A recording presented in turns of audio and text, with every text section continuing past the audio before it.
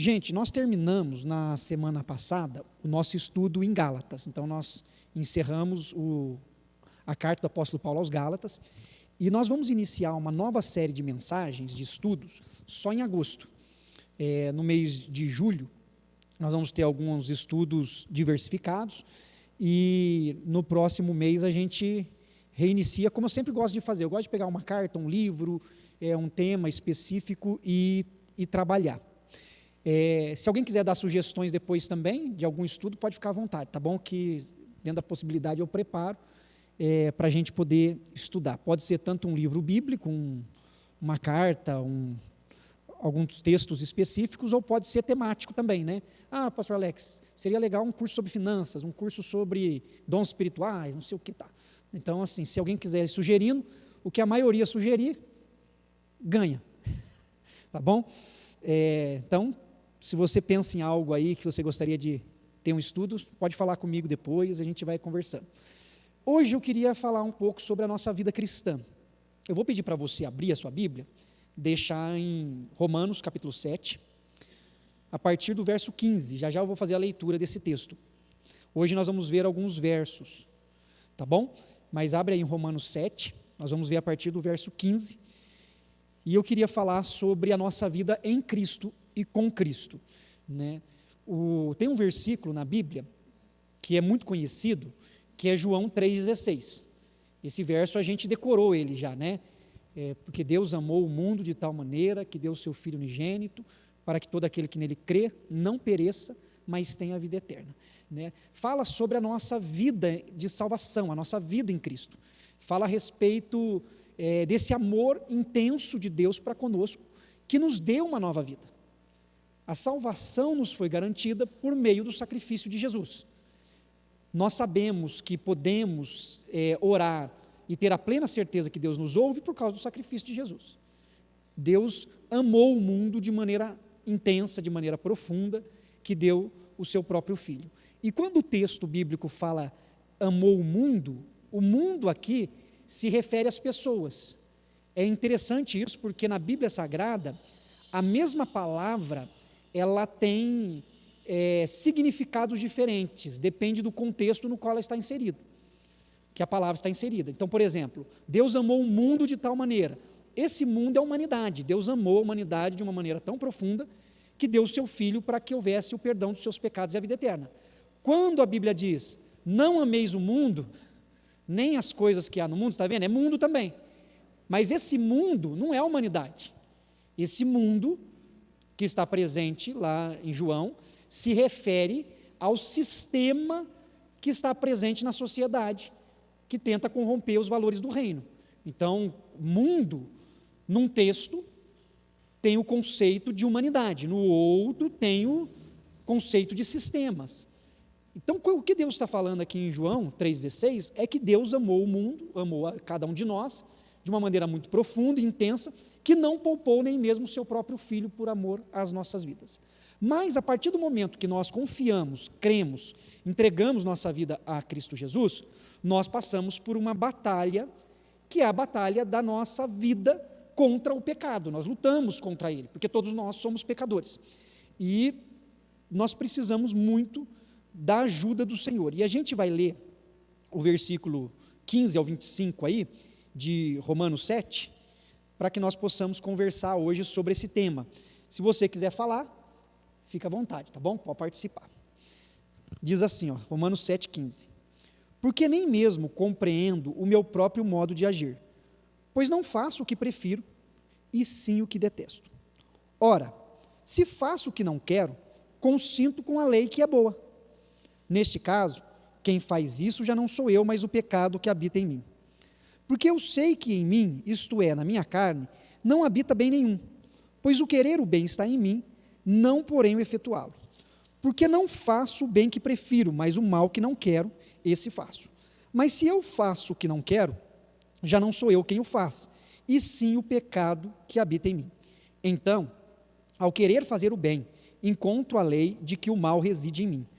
Porque no tocante ao homem interior, tenho prazer na lei de Deus, mas vejo nos meus membros outra lei, que guerreando contra a lei da minha mente, me faz prisioneiro da lei do pecado que está nos meus membros.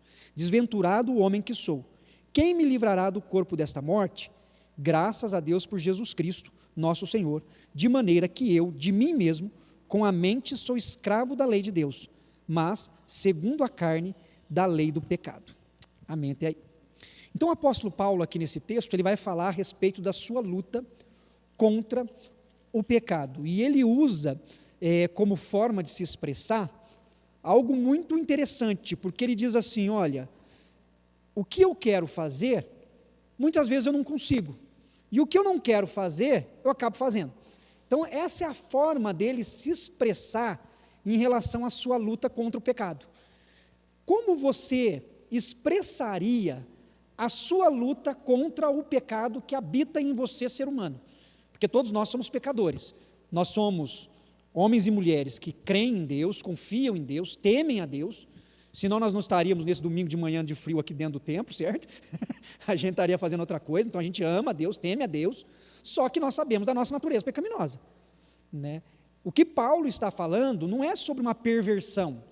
Paulo não está dizendo assim, eu sou um homem pervertido, ele está dizendo assim, olha, eu sou um homem que tem consciência de que eu fui chamado em Cristo Jesus para viver em santidade, mas eu sou um homem pecador. Eu vivo lutando contra os meus sentimentos pecaminosos, contra as minhas vontades, porque eu quero fazer algo e eu falo assim, poxa vida, isso está errado, mas eu quero fazer. Nossa, eu estou pensando isso, mas não devia pensar isso, mas estou pensando. Você não consegue controlar teu pensamento, certo? Você consegue você controlar? É só o Espírito de Deus para ajudar a gente a controlar o nosso pensamento, porque senão a cabeça vai e não volta, né? Ela só vai. A gente precisa da ajuda do Senhor, e Paulo está expressando isso. Então, como você expressaria a sua luta contra o pecado? A sua batalha interna, né? Como se dá essa dinâmica? Você levantou segunda-feira pela manhã, para começar a sua semana, você falou assim, não, essa semana vai caminhar tudo bem, se Deus quiser. Aí você levantou, o marido vai lá e te alfineta. Aí já começou a luta contra o pecado. Você fala, vou alfinetar também. Não, vou ficar quieto, mas vou passar raiva. Você está vendo como é que começa? Aí os filhos vão lá e começam a fazer a maior bagunça. Aí um provoca o outro. Né? Isso não acontece com a família de vocês, não, tenho certeza, né? Um começa a provocar o outro, não sei o quê, parece que o irmão gosta, né, de ver o outro irritado. Aí você está lá naquela situação, o que você faz? Aí o vizinho vai lá e coloca o lixo fora de horário para os cachorros fazerem a maior bagunça na frente de casa. E ele não pega o lixo. E os lixeiros estão de greve. Né? Está de greve mesmo, né? Ou não estão trabalhando, não sei, algum dos dois, porque não sei se o problema está no contrato ou se o problema está no serviço. Mas aí a luta contra o pecado começa. Vocês estão entendendo? Não é uma questão assim de pensar no pecado exclusivamente como uma perversão de algo ligado, por exemplo, à sexualidade só. Muitas pessoas trabalham o conceito de pecado pensando só na sexualidade. Mas assim, o pecado que habita na gente, de às vezes tratar com indiferença tratar com agressividade o outro, com estupidez, isso aí tudo é da natureza pecaminosa. Então é uma luta que todos nós travamos. Então, se pode ser a indiferença, é o descaso. Se pode ser a agressividade, é uma resposta ofensiva. Então, tem várias formas do pecado se manifestar. Por quê? Porque nós temos a natureza pecaminosa. A natureza pecaminosa, ela se refere àquilo que está presente em nós, que pode se manifestar de maneiras diferentes. Então, a natureza pecaminosa pode levar a ser orgulhoso. Essa é uma forma do pecado se manifestar. Pode levar o outro a ser mentiroso. Pode levar o outro a ser agressivo. Pode levar alguém vamos lá, dá uma ideia para mim aí. A ganância, né? Pode levar alguém a ser fofoqueiro. Né? Eu vou fofocar. Eu já falei para vocês da fofoca, achei engraçado uma vez, acho que eu já contei. Eu era pastor lá em Assis, né? Pastor não, né? Eu era seminarista na época ainda, né? Mas cuidava de uma igreja, que eu comecei um trabalho dei continuidade a um trabalho de plantação de uma congregação num bairro da Coab, lá em Assis. A gente tinha sede e nós fomos começar um trabalho de plantação de uma igreja. E um dos meninos começou, né? Na época, ficou durante 6 meses, eu acho, E aí o pastor pediu para eu assumir o trabalho lá e dar continuidade. Eu continuei. Aí, uma irmã veio conversar comigo sobre alguns problemas que estava tendo, né? Assim, alguns problemas que ela via, né? Aí ela veio contar, não, pastor, porque o fulano fez isso, porque o fulano fez aquilo, fulano não sei o quê, começou a contar, né? Foi contando. Aí, e eu assim meio sem graça, né? Porque não era uma coisa muito legal, né? E aí ela percebeu, e ela ficou sem graça também, ela falou assim, não, pastor, porque eu estou dizendo para o senhor, porque falar para o pastor é fofoca santa, né? É fofoca santa. Então, ela conseguiu colocar dois conceitos opostos na mesma definição. Fofoca santa. Então, nós temos a natureza pecaminosa que está em nós. E essa luta acontece. Como você definiria ela? Paulo define dessa forma. Então, nós temos essa luta. Em Efésios, capítulo 2, versículo 3, diz assim o texto bíblico. Vou fazer a leitura desse verso, o próximo vocês abrem. Entre os quais também todos nós andamos outrora, segundo as inclinações da nossa carne, fazendo a vontade da carne e dos pensamentos, e éramos, por natureza, filhos da ira, como também os demais. A Bíblia vai mostrar que todos nós somos pecadores. Inclusive, ele vai dizer aqui em Efésios que nós andávamos segundo as inclinações da nossa carne, ou seja, sempre tendenciosos a fazer o que nós queremos para satisfazer a nossa vontade. Natureza pecaminosa. Quando fomos alcançados pelo Espírito de Deus, que nos convenceu do pecado, da justiça e do juízo, e nós reconhecemos Cristo como Senhor, nós lutamos contra essas inclinações, nós lutamos contra esses pensamentos. Mas não significa que não há um processo de luta. Há uma diferença entre o pecador, que tem prazer no seu pecado, no sentido de, eu vivo assim mesmo, não quero nem saber, e eu vou fazer o que eu bem entendo, e existe o cristão, que permanece com as suas vontades e inclinações, porque somos seres humanos, mas que entendemos que o nosso papel é cumprir a vontade de Deus e não a próxima. Então isso gera uma guerra interna, uma luta interna, e uma luta constante. Essa luta é diária. Você pode vencer o pecado hoje, mas pode cair nele amanhã, não é assim? Você pode resistir à tentação hoje, mas não significa que você venceu a vida toda, já amanhã você vai enfrentar a mesma provação, ou um pouco mais difícil ainda. Verdade. É verdade.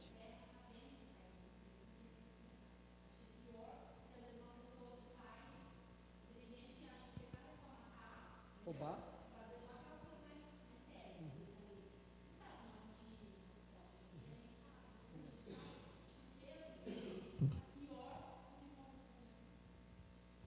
Verdade. A nossa consciência, né, o Espírito de Deus agindo na gente, mostra isso, é pior mesmo, é aquela luta, né? E às vezes um sentimento que passa por nós, assim, nossa, não devia ter feito, não devia ter falado, mas já falei, já fiz. É isso mesmo, né? Essa batalha. E todos nós estamos nela, todos nós. Então tem dia que a gente, pela graça de Deus, vence, mas tem dia que a gente chega e fala, puxa vida, errei. Ô Senhor, tem misericórdia de mim.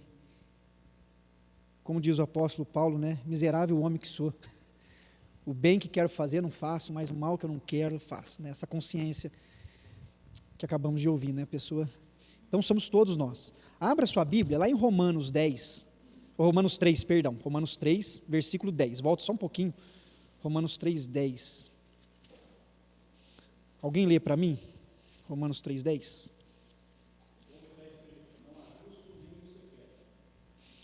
Como não há justo nenhum sequer. Lê também para mim, olha, por favor, o 23.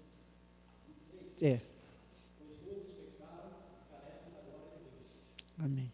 Não há um justo sequer. E quem pecou? Todos. Não foi só Adão e Eva, não. Queria pegar Adão e Eva. Se fosse nós lá no jardim, a gente tinha caído também. Só que para a gente é mais fácil pôr a culpa só nos outros, né? Como fez Adão, né? Quando Deus falou, você comeu da árvore que eu não mandei, que ele falou? Foi a mulher que tu me deste. A culpa é dela e tua ainda, Senhor. Se o Senhor não tivesse me dado ela, não tinha...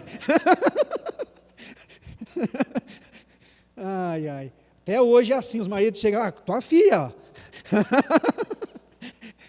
Vai, chega para o pai, para o sogro, ainda fala, tá vendo, tua filha, a culpa é tua. Vai sempre empurrando a responsabilidade. A Bíblia vai dizer que todos nós somos pecadores, todos nós pecamos e somos carentes da graça de Deus, né? Precisamos do Senhor, para que o Senhor nos perdoe. E lá no capítulo 6, versículo 23, 6, 23. Alguém lê para nós aí, 6, 23?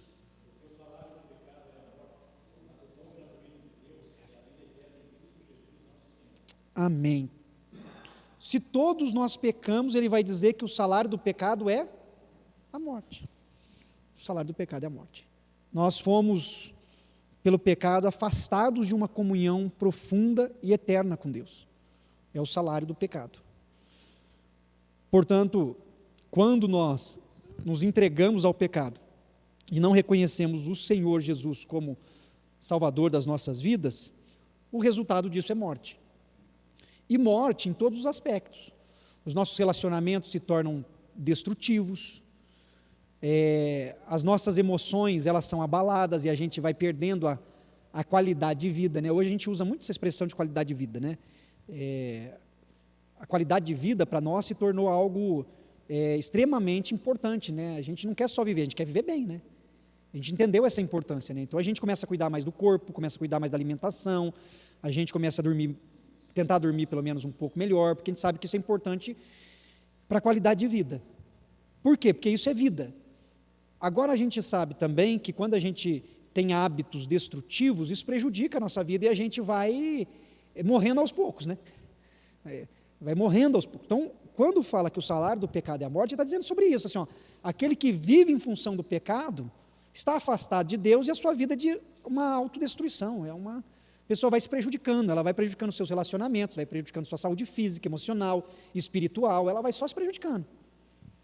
Mas aquele que crê em Cristo tem a vida eterna, a vida abundante, né? Vida abundante, inclusive, essa vida eterna, além de falar da eternidade, né, do porvir, fala sobre uma qualidade de vida aqui também junto a Deus, né? Então a gente vai desenvolvendo uma vida saudável de comunhão com Deus, de cuidado com o templo do Espírito, que é o nosso corpo, e vamos vivendo em saúde. Ao invés da vida ir piorando, em Cristo a vida vai melhorando. Esse ato de melhora não significa assim, não vai ter problema, não vai ter dificuldade, não vai ter crise. Não, mas Deus vai tratando da gente, Deus vai moldando, né? Em meio às lutas, a gente vê a presença de Deus. No mundo haverá aflições. Muitas aflições, né? Mas a presença de Deus vai realmente confortando a gente, né, Zólia? Vai trazendo um ânimo, direção. Então, é essa qualidade de vida que nos é dada em Cristo Jesus. Mas a luta contra o pecado, ela vai até o final. Enquanto a gente não fechar os olhos para esse mundo e abrir ele na glória eterna, a gente vai ter luta contra o pecado. Não importa a nossa idade, não importa a fase que a gente está passando, não tem fim. Então, assim, seja na infância, na adolescência, na juventude, na fase adulta, quando somos idosos, nós vamos ter luta contra o pecado. Pode mudar, às vezes, as tentações, né, e as provações. Isso muda. Talvez o que você sofria quando você era adolescente, você não está sofrendo agora na fase adulta. Ou até mesmo que você passava na fase adulta, talvez quando você chega na fase em que você está idoso, as lutas sejam diferentes, mas tem lutas. Né? Não tem jeito, a gente está sempre lutando contra o pecado. Então, ela é constante. Lá em 1 João, abre lá 1 João, é a carta, viu, que a gente tem o Evangelho de João, e lá no finalzinho, depois de 2 Pedro, a gente tem as cartas de João. Então, eu vou pedir para você abrir na primeira carta de João, capítulo 3, versículo 4.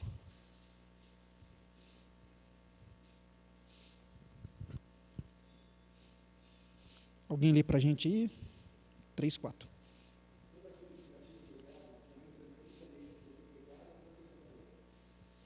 Amém. Todo aquele que pratica o pecado transgride a lei. Né? Fala sobre esses erros que a Karen até falou, a gente tem consciência, né? A gente sabe, diferente da pessoa que não teme a Deus, que não conhece a vontade do Senhor, às vezes ela não está nem aí, ou nem sabe também, né? Muitas vezes há o erro pela ignorância. No nosso caso, não. Quando a gente erra, a gente sabe, né? A gente está consciente do que nós estamos fazendo. Então, ele coloca que o pecado é uma transgressão da lei. Então, quando ele fala sobre isso, a Bíblia vai mostrar que o que é o pecado, né? O pecado é a tendência natural para o erro, a ação errada que nós cometemos em relação ao próximo. Então, quando você vê, por exemplo, o Decálogo, né, os 10 mandamentos, você vai ver que existe orientações em formas negativas, né, não matarás, não adulterarás, né, então é posto dessa forma, que fala sobre a nossa relação com Deus e fala sobre a nossa relação com o próximo, né? Então, olha, não usarás o nome do Senhor teu Deus em vão, né? Então, assim, a nossa relação com Deus, quando nós usamos o nome de Deus em vão, a gente está pecando contra Deus. Mas quando fala lá, ó, não matarás, não adulterarás, não dirás falso testemunho, é a nossa relação com o próximo. Então, a nossa relação, seja com Deus ou com o próximo, é posta como pecado. A Bíblia também vai mostrar que a descrença é pecado, né? Não confiar em Deus é uma forma de pecado.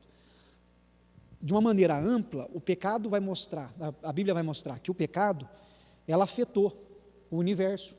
Então, assim, a gente vive num mundo em colapso, né? O apóstolo Paulo, quando ele escreve Romanos mesmo, ele vai dizer que a natureza geme, né? Por quê? Porque o pecado afetou a ordem natural das coisas, né? Não só no ser humano, na humanidade, mas também na própria criação, né? Então, seja no reino vegetal, no reino animal, qualquer lugar, o pecado acabou afetando. E quais são os efeitos do pecado, né? Que algumas coisas que a Bíblia traz. Toda essa disfunção que a gente vê, né?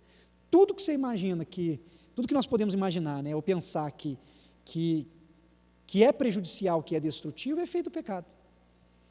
Tá? Uma relação entre amigos ou entre um casal que não dá certo, é por causa do pecado. Ou por causa do orgulho, ou por causa da agressividade, como já falei, ou por causa da soberba, alguma coisa. Por que no meio profissional algumas coisas não dão certo? Por causa do pecado. Um quer ser maior do que o outro, um quer puxar o tapete, isso aí é pecado, né? Um quer passar o outro para trás, quer ganhar mais que o outro, quer tirar vantagem, é pecado, né? Por que na natureza? Porque o homem quer acabar com a floresta, ele quer tirar os minerais, ele quer expulsar os povos indígenas das suas terras porque quer riqueza. Você está vendo só? Tudo que a gente tem de problema é por causa do pecado. Você vai encontrar uma forma de expressão do pecado. Pode ser a ganância, pode ser... a lista não tem fim, né? Olha como é que a gente ficou disfuncional. Que a gente vive só com problema, gente. Você parar para pensar assim, ó, a gente tem mais solução, mais problema. Mais problema. É difícil, a gente passa a vida resolvendo problema. É problema de relacionamento, problema de não sei o quê, problema de não sei o quê, né? Você vai, é sempre problema, né? Então, a gente vive essa realidade que lamentavelmente está presente e a gente precisa da graça de Deus. Qual que é a solução para o pecado? É difícil. A solução para o pecado é uma só: Jesus. Não esquecer de orar, buscar a Deus nessa comunhão, né, Zoli? Se não for essa nossa dependência em Cristo Jesus da comunhão com Deus, o pecado toma conta da gente. Então, voltando naquela fala de Paulo em Romanos, é uma luta. A gente acorda todo dia falando: Deus, tem misericórdia. Não só acorda, mas até no sonho, né? Às vezes a nossa natureza humana toma condições. No sonho você extravasa a raiva que você está dos outros, né? Você sonha lá que está pegando pelo pescoço. Né? O sonho, a raiva que você está de alguém, né? Você vai lá no sonho, parece que você sonha com aquela pessoa, fala tudo que você não falou até agora, né? Você fala: nossa, descarreguei. Exatamente. Exatamente. Né? Porque a gente peca pelo pensamento, né? Jesus, os ensinos, né? Ele subiu a régua para nós, né? Se lá na lei dizia, ó, se você matar o seu irmão, você está em pecado, aí Jesus vem e fala assim: se odiar o teu irmão no coração, você já o matou. Aí ó, é mais difícil, né?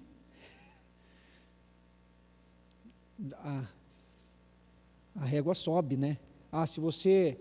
Se você tomar a mulher do seu próximo, você pecou por adultério. Olha, se você olhar com olhar impuro para a mulher do teu próximo, você já adulterou no seu coração. Olha como é que... Pensamento. Como é que aumenta? É para a gente ter consciência mesmo que assim, ó, que o ser humano é pecador, você precisa da graça de Deus em Cristo Jesus, senão está enrolado. Então a gente vai ver na Bíblia que a solução para o pecado é Cristo. Olha só, João 3,17, aí é João mesmo, é o Evangelho, né? O Evangelho de João, lá na frente, depois de Lucas. João 3,17.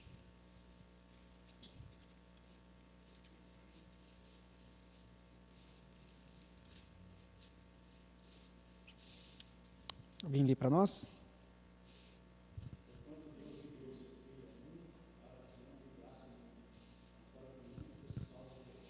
Amém. Aí João está dizendo que Jesus veio para que pudesse salvar o mundo, porque o mundo já estava condenado. Pela lei e a consciência de que nós não conseguimos cumpri-la, já estávamos todos perdidos. Mas aí então vem Cristo Jesus para se entregar na cruz, pagando o preço dos nossos pecados. Em Romanos 8,1, eu vou ler aqui, diz assim: agora, pois, já nenhuma condenação há para os que estão em Cristo Jesus. Se nós estávamos condenados por causa da lei, da consciência e da plena certeza da nossa natureza pecaminosa, em Cristo Jesus nós fomos livres, perdoados dessa condenação. E aí Romanos 10,9 é um versículo importante para a gente, vamos abrir lá, esse aí eu vou pedir para vocês abrirem. Depois de Atos, Romanos capítulo 10, verso 9. Quem quiser ler, pode ler.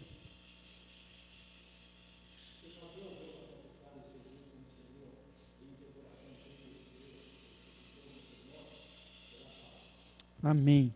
Então ele coloca a importância da nossa declaração, da nossa demonstração pública da fé que temos em Cristo Jesus. O reconhecimento do senhorio de Jesus sobre nós. Essa é a forma como o apóstolo Paulo apresenta para nós de confirmação da nossa fé em Cristo.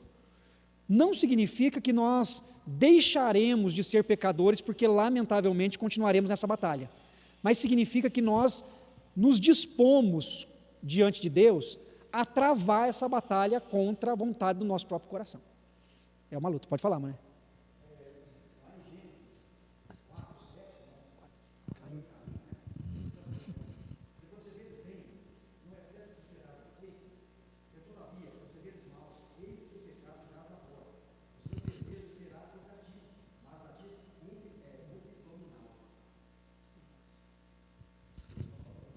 Oi, desculpa, não entendi.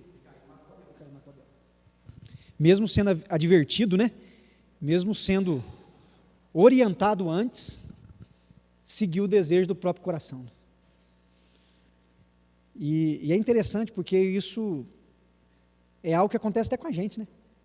A gente pensa, fala assim, nossa, mas vai dar errado. Eu vou fazer errado, vai dar errado. E o que acontece? A gente faz errado. E adivinha? Dá errado. E depois a gente fala o quê? Ah, nossa, por que eu fui fazer? Sabia de tudo, mas a gente acaba seguindo a vontade do nosso coração, em muitos momentos, né? E esse caso de Caim e Abel, que o Manuel trouxe para a gente aqui, é um exemplo claro disso, né? Dessa batalha nossa interna, que envolve ciúmes, né? Que é o caso de Caim, tantas coisas contra as quais nós lutamos, né? E o texto bíblico, então, vai dizer para nós que o caminho nosso é confessar Jesus Cristo como Senhor e aí, então, entrarmos nessa batalha. Tem um texto também, eu vou ler aqui, está em 1 Timóteo 1,15, que diz assim: fiel é a palavra e digna de toda aceitação, que Cristo Jesus veio ao mundo para salvar os pecadores, dos quais eu sou o principal. Essas palavras são de Paulo também, quando ele escreve a carta para Timóteo. Ele está dizendo, olha, Cristo Jesus veio ao mundo para salvar, mas salvar os pecadores mesmo, né? Então, todos nós somos pecadores, todos nós precisamos de Cristo, né? A diferença dos salvos e dos não salvos é que os não salvos não reconheceram que precisa de um Salvador, né? A gente tem reconhecido porque nós sabemos da nossa condição. E Paulo ele é muito enfático em dizer assim, ó, dos quais eu sou o principal. Ele não está dizendo assim, o que ele quer mostrar, né? Ele está dizendo assim, o outro não é mais pecador do que eu. Eu sou o principal, eu preocupado com a minha vida, eu entendo que eu sou pecador, eu preciso de Jesus, preciso da graça de Deus. Porque às vezes nós podemos correr o risco de achar que o outro peca mais que a gente, né? Que é aquela expressão, né? Assim, não roubei, não matei, não... A gente pensa em umas coisas de consequências mais drásticas, né? E joga para essas coisas para justificar os nossos erros, e a gente não vai se dando conta, ou não vai querendo reconhecer o nosso pecado. E não tem outro caminho para a mudança de vida que não seja o reconhecimento do nosso pecado. Falar, não, eu estou pecando nisso, estou errando nisso, eu preciso trabalhar isso no meu coração, Deus me ajuda. Aí nós vamos ter uma mudança. Mas se a gente se justifica, se nós, isso não tem problema, isso não tem jeito, a gente vai continuar sempre retroalimentando essa atitude.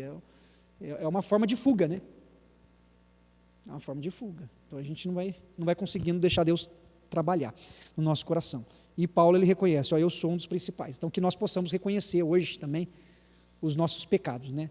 Lembrando que a gente tem a natureza pecaminosa, mas como essa natureza se manifesta nas nossas atitudes, pensamentos, omissões, isso pode ser diferente, isso é diferente para cada um de nós, né? Nem sempre as pessoas respondem da mesma forma. Então, tem alguns que... Tem um livro antigo, não sei se alguém já leu ele, que fala sobre as influências do pecado na vida humana, que ele resume em 3 categorias, né, mas a gente poderia pensar em muitas outras, que é sexo, dinheiro e poder. Né, o nome do livro é esse, Sexo, Dinheiro e Poder. Ele fala sobre essas 3 grandes áreas do comportamento humano que leva ao pecado. Então, por exemplo, quando ele fala do sexo, a sexualidade, então nós podemos ter comportamentos sexuais pecaminosos, desvirtuados. Só que não se resume a isso, a gente pode não ser tentado na questão da sexualidade, podemos ter uma vida nesse aspecto muito bem estruturada, ter um casamento, tudo dentro do casamento estabelecido, sem nenhum caso de adultério, de fornicação, etc., nada, mas o pecado pode estar na área do dinheiro, né? Nossa, não consigo ficar sem, aí dá um jeito, dá uma forma de enriquecer ilicitamente, não sei o quê. Pode não ser o dinheiro, mas pode ser o poder. A pessoa fala assim, não ligo para o quanto que eu tenho, o que importa é se eu mandar. E aí quer exercer o poder. Está cheio disso, É o poder, quero poder, exercer poder e tal. Então, assim, são áreas diferentes, mas todas elas têm a mesma raiz. É isso, a raiz é a natureza pecaminosa. Como se manifesta na vida de cada homem e mulher é diferente, né? Cada um tem as suas fragilidades, né? Se um é dinheiro, o outro é poder, o outro é aceitação. Então essas coisas vai mudando a forma como nós reagimos. Então Paulo, ele diz assim, eu sou o principal, ou seja, Paulo está falando, eu preciso olhar para a minha vida, olhar para o meu coração, olhar para o meu interior e ver aonde estão os meus pecados, aonde estão as minhas atitudes de falha. Em Efésios, capítulo 2, versículo 8 e 9, a Bíblia diz assim, Efésios 2, versículos 8 e 9. Porque pela graça sois salvos mediante a fé. E isso não vem de vós, é dom de Deus, não de obras, para que ninguém se glorie. Então Paulo vai dizer assim, olha, nós somos salvos pela graça. A nossa fé em Cristo, que foi um dom de Deus, um presente de Deus para nós, concedendo-nos a salvação, não é uma salvação que é alcançada por obras, por realização própria, por exercício da nossa força, para que nós não venhamos nos gloriar, né, nos alegrar. Olha como eu sou bom, eu consegui alcançar a salvação. Já é pecado, né? Querendo se vangloriar disso, né? Mas é o reconhecimento da nossa dependência total de Deus, que pela graça de Deus em Cristo Jesus nos alcançou. Então a gente aprende nesses versos que Jesus, ele é de fato o caminho para nós, né, que nós devemos seguir. Ele é quem nos dá a nova vida. Jesus é o próprio Deus encarnado, desde o princípio da criação se manifesta, se revela, ele é o caminho, a verdade e a vida, né, aquele versículo tão conhecido, e a gente sabe que ninguém vai ao Pai senão por ele. Então, o nosso caminho de santificação, de crescimento, desenvolvimento espiritual, está em Cristo Jesus nessa luta nossa contra o pecado. Então, que nós possamos nos achegar ao trono da graça de Deus e deixar Deus trabalhar, né, no nosso coração, Deixar Deus ir moldando a gente dia após dia.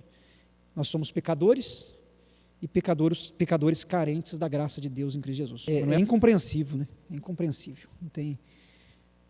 O comportamento humano, tem coisas que o ser humano faz que não tem lógica, a gente não consegue nem explicar, né? É uma luta constante com o afastamento de uma comunhão real, profunda com Deus, pode destruir o ser humano de uma maneira completa, né? Assim, moralmente, espiritualmente. Louvado seja o Senhor pela salvação em Cristo Jesus que nos alcançou, né? E a nossa luta agora é proclamar o Evangelho para que outras pessoas possam ser transformadas também, crer em Cristo e serem transformadas, né? A imagem e semelhança de Jesus. Que Deus nos abençoe, que Deus te abençoe, que você possa ter um bom domingo abençoado e que o Senhor nos conduza na nossa luta contra o pecado e que Deus nos conceda a graça. Nós vamos orar, pedir para você fechar os seus olhos, curvar sua cabeça. Senhor eterno, muito obrigado, Pai, por essa manhã, obrigado por esse tempo de estudo da Tua Palavra. Pedimos que o Senhor nos ajude, ó Pai amado, nessa batalha que nós travamos todos os dias contra o pecado. O Senhor conhece o nosso coração, o Senhor conhece a nossa mente, o Senhor sabe aquilo que fazemos, aquilo que pensamos, e nós pedimos ajuda no Senhor. Ajuda-nos para continuarmos nessa postura de batalha contra o nosso pecado. E que por meio da ação do Seu Espírito possamos vencê-lo, possamos, ó Pai amado, superar as nossas próprias vontades e cumprir a vontade do Senhor. Dá-nos discernimento, orientação, e que assim, ó Deus, possamos compreender a Sua boa, perfeita e agradável vontade. Abençoa-nos aqui, ó Pai, e renova-nos segundo o Teu Espírito Santo. Guia cada irmão e irmã, e que ao olhar para si mesmo, ao olhar para o seu próprio coração, que nós venhamos, ó Pai amado, a ver as áreas que precisamos crescer na comunhão contigo e na mudança das nossas atitudes. Em nome de Cristo Jesus, nosso Senhor amado, nós oramos. Amém, ó Pai.